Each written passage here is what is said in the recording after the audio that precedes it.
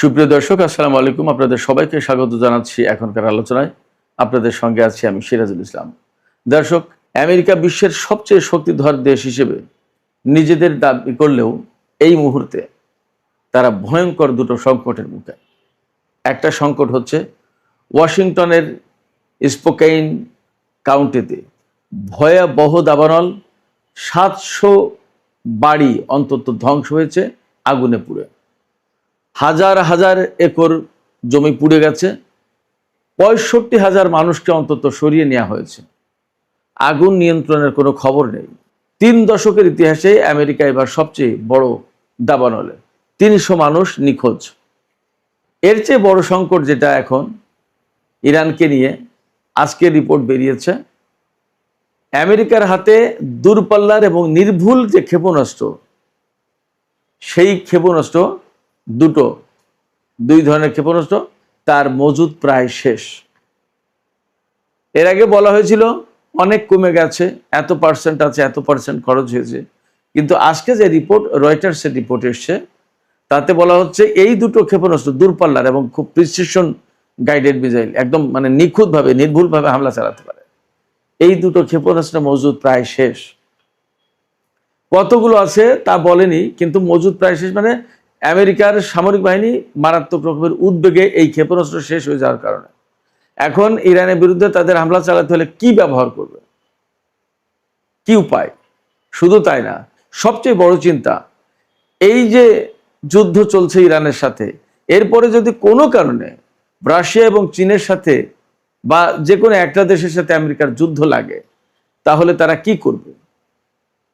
বড় আশঙ্কার ব্যাপার। এই ধরনের ক্ষেপণাস্ত্র অনেক দামি, অন্তত একটা ক্ষেপণাস্ত্র $10 লাখ।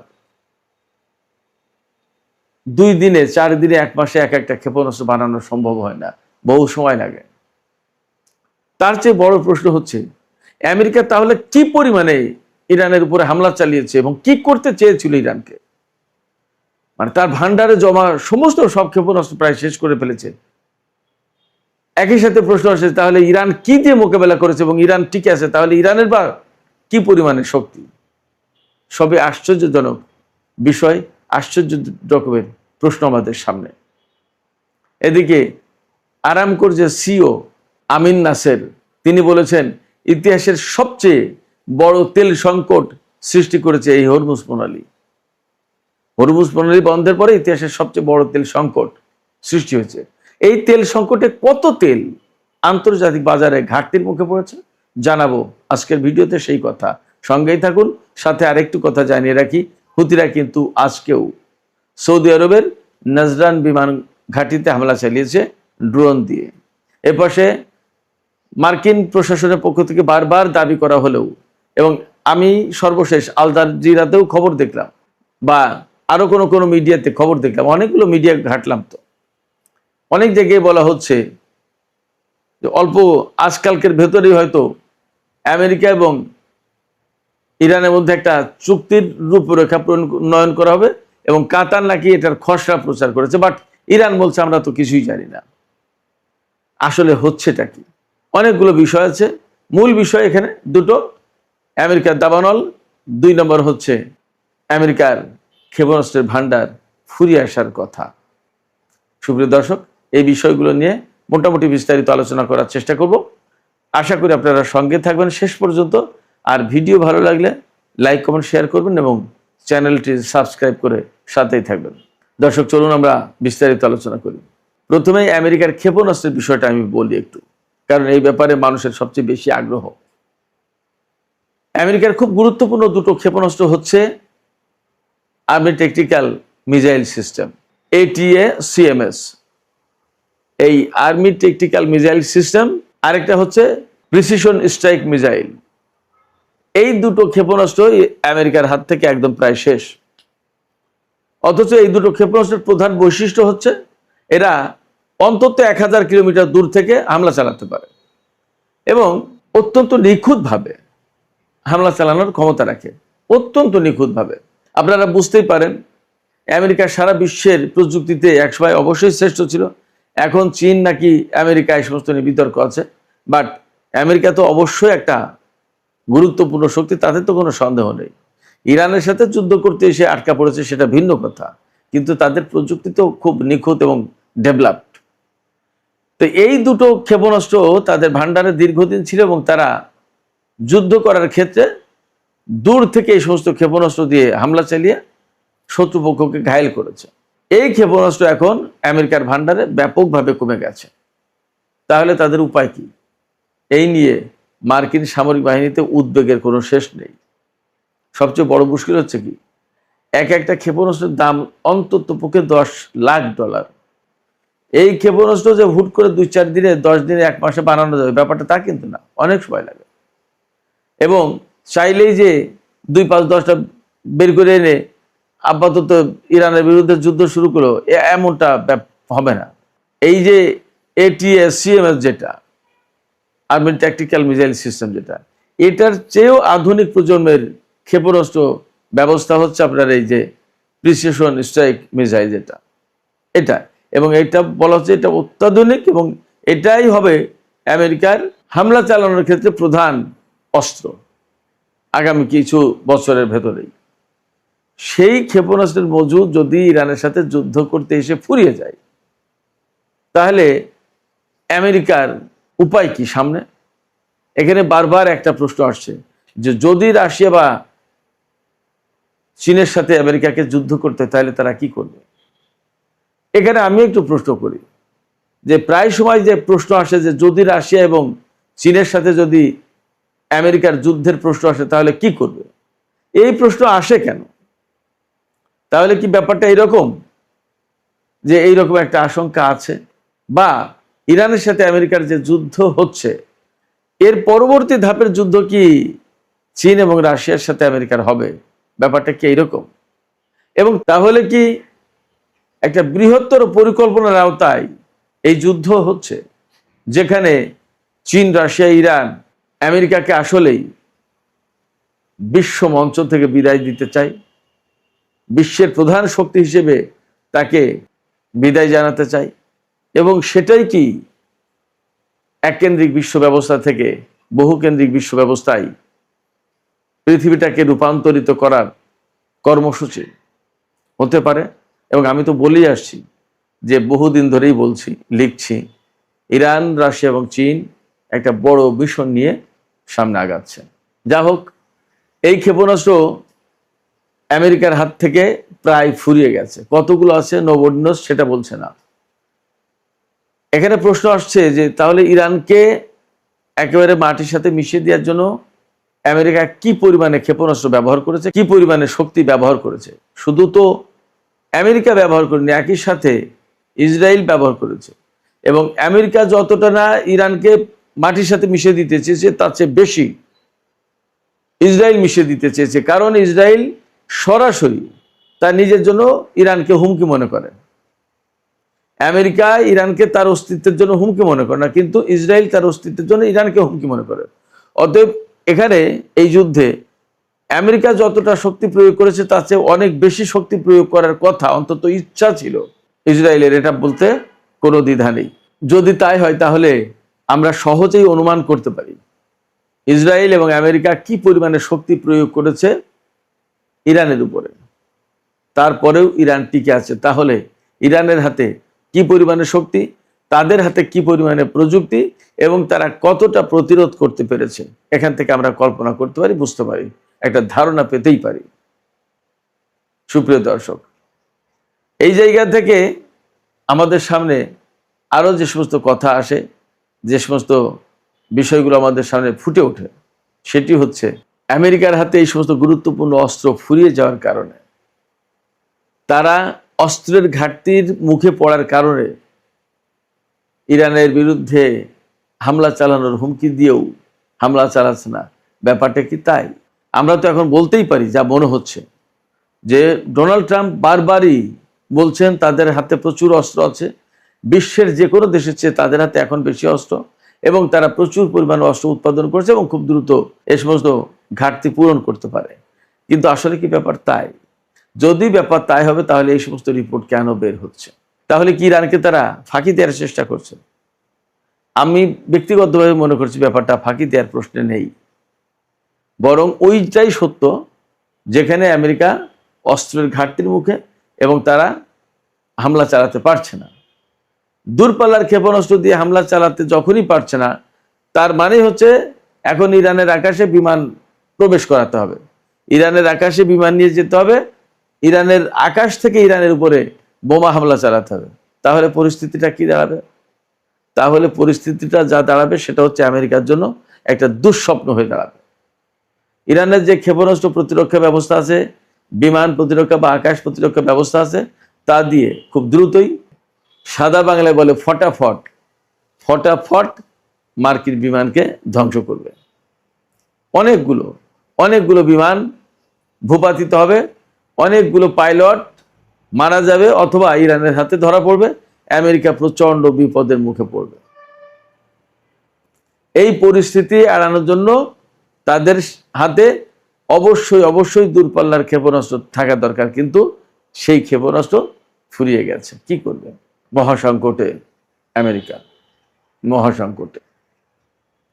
সুপ্রিয় দর্শক, এবার আমরা একটু মধ্যপ্রাচ্যের আরো কিছু বিষয় নিয়ে কথা বলে সর্বশেষ আমেরিকার দাবানল ভয়াবহ আগুনে কিভাবে পুড়ে যাচ্ছে, সারকার হয়ে যাচ্ছে ওয়াশিংটন, সেটা বলবো।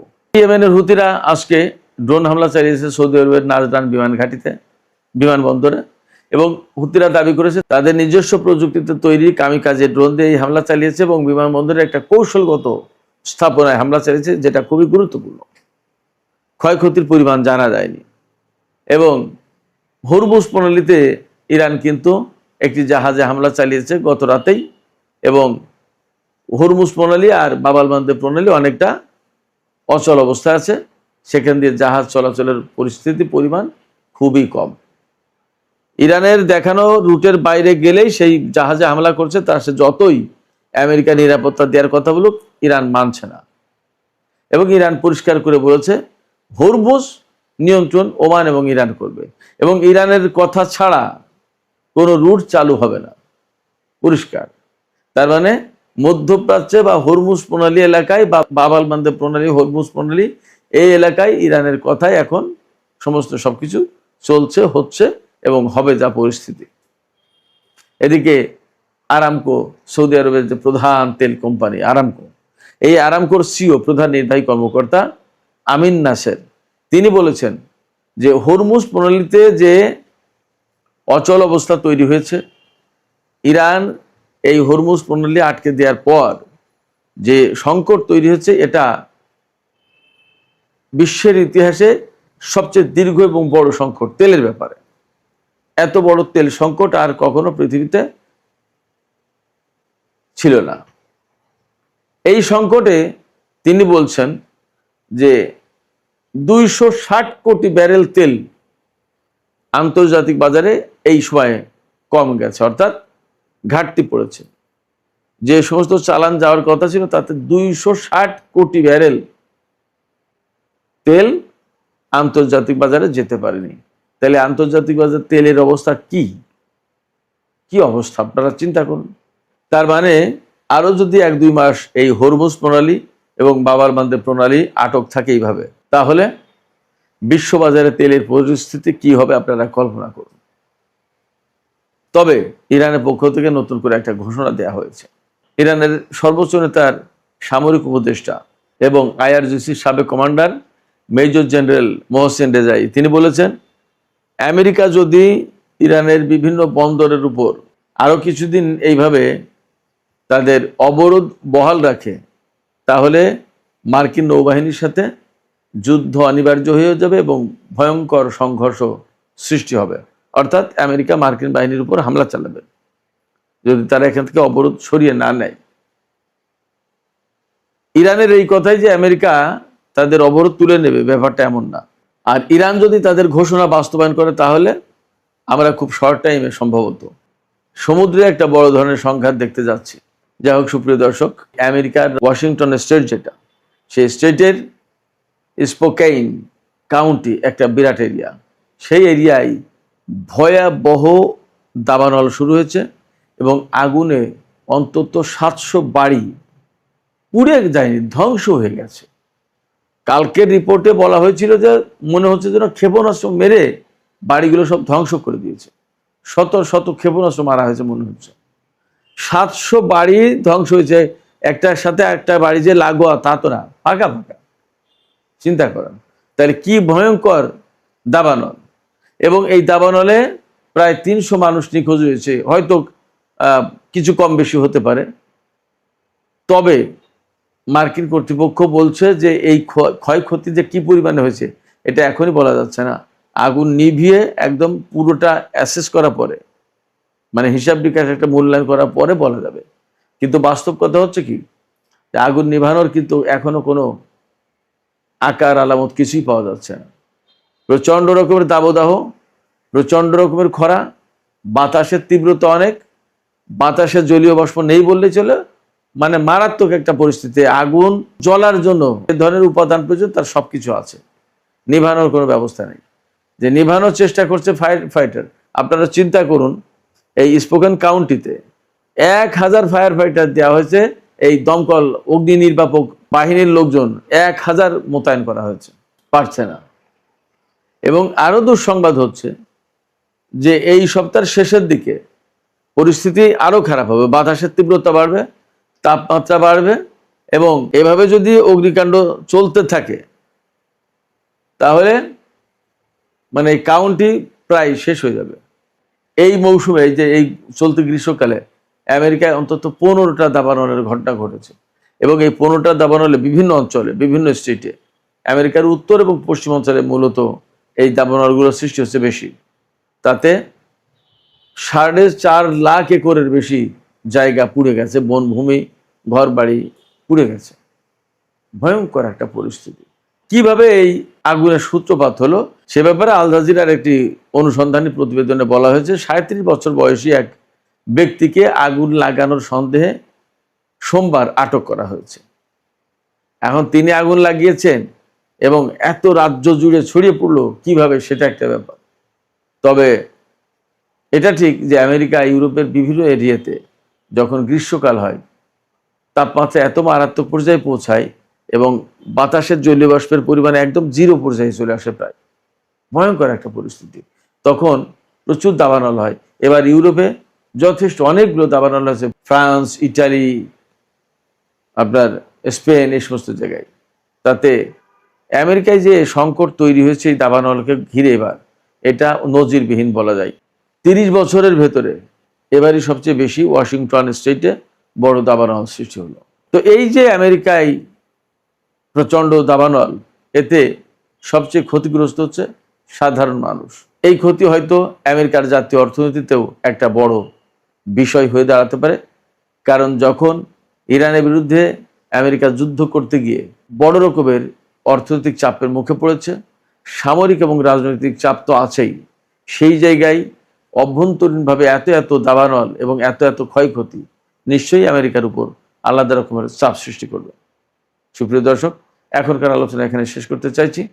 আলোচনা শেষের আগে আপনাদের কাছে জানতে চাই, আপনাদের মতামত জানতে চাই, বুঝতে চাই, এই যে খুবই গুরুত্বপূর্ণ দূরপাল্লার এবং নির্ভুলভাবে হামলা করতে সক্ষম আমেরিকার ক্ষেপণাস্ত্র প্রায় শেষ উদ্বেগে মার্কিন বাহিনী বলা হচ্ছে, আপনাদের কাছে কি মনে হয়, এটা কি প্রকৃতপক্ষেই ঘটেছে নাকি একটা কৌশলের অংশ হিসেবে বলছে? হয়তো এই সমস্ত নানা রকমের কৌশল, ভুলভাল তথ্য দিয়ে আমেরিকা ঠিকই ইরানের উপর হামলা চালিয়ে বলবে। আপনাদের কি মনে হয়? আপনাদের মতামত জানিয়ে কমেন্টে লিখতে পারেন। আর ভিডিও ভালো লাগলে আবারও বলি, লাইক, কমেন্ট, শেয়ার করবেন এবং চ্যানেলটি সাবস্ক্রাইব করে সাথেই থাকবেন। দর্শক, আপনাদের সবাইকে অনেক অনেক ধন্যবাদ। আল্লাহ হাফেজ।